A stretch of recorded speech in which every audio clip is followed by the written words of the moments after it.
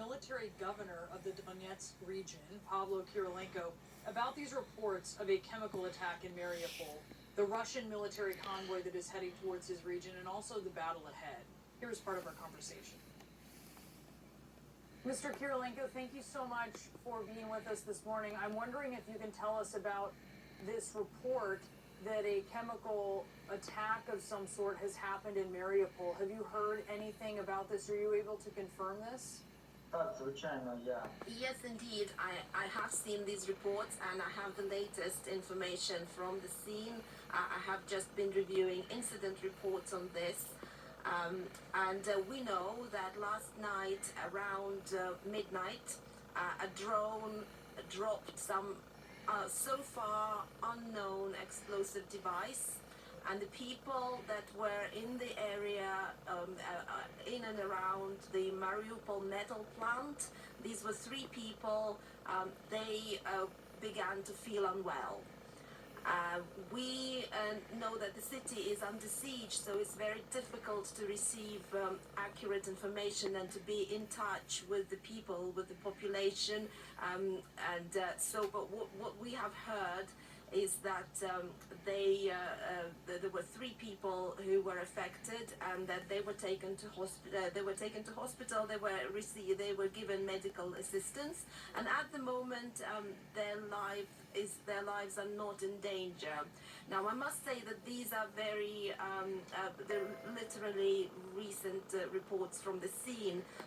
They're operative reports that I'm receiving, so I cannot 100% confirm or comment on them. I can personally confirm that there was this fact, that this has happened, and that it is fortunate that the people that were around there, our defenders, did not receive life-threatening injuries.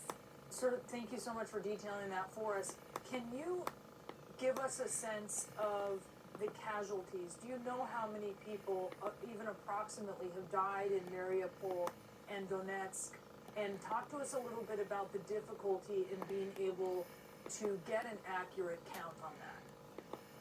Taking information from different sources, we can speak of tens of thousands of people who died, and to be more precise, but this figure has to be checked very carefully.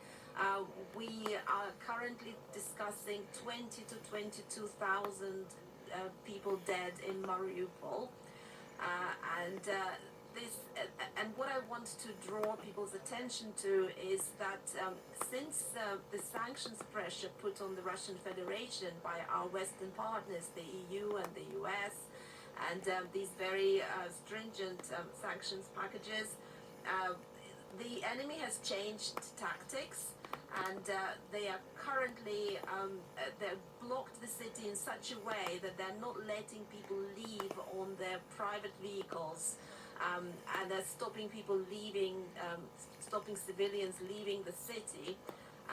And what they're doing now is they're using mobile crematoriums, mobile cremation machines, and also taking people out of taking bodies of the dead in the streets and the dead from collapsing buildings.